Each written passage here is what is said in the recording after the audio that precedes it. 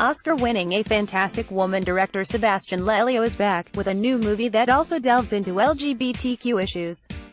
Disobedience, out April 27, tells a powerful story of Ronit, a formerly Orthodox Jewish woman who returns to the community that shunned her after the death of her father. This gives her the opportunity to reconnect with Esti, a childhood friend she was in love with. After finding out that Esti has conformed to a heterosexual marriage to remain in the community, Ronit encourages her to rekindle their romance and be true to herself, despite the consequences that come with it. The portrayal of what queer Orthodox Jewish people face may seem very realistic, but Disobedience is not based on a true story. The movie is an adaptation of Naomi Alderman's debut novel of the same name, and it takes inspiration from the author's own experiences growing up in an Orthodox Jewish community. In a profile published by The Guardian, Alderman explained that living in New York allowed her to meet Orthodox gay and lesbian people, providing a new perspective for her. She noted that they shared terrible stories, rabbis who said if you didn't marry and have children you were completing Hitler's work. Alderman delved deeper into her inspirations for Disobedience in an interview with Israeli newspaper Haaretz, where she said that the novel was not based on her own experiences but does present a very heartbreaking aspect of the lives of LGBTQ people within the Orthodox Jewish community.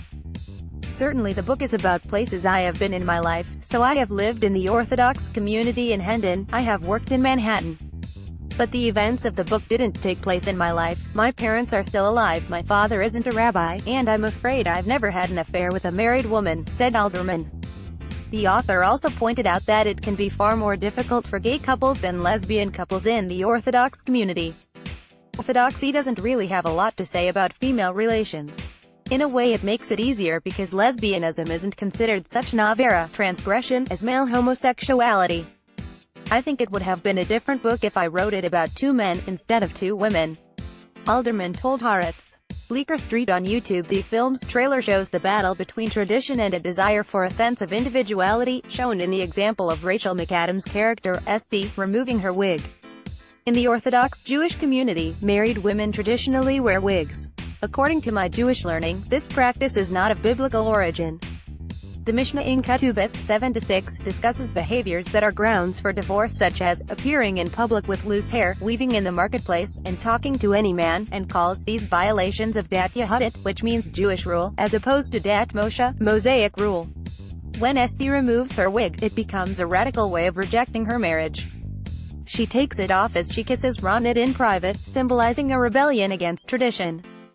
However, she puts it on when she's with her husband in public at all times, keeping that other side of herself secret.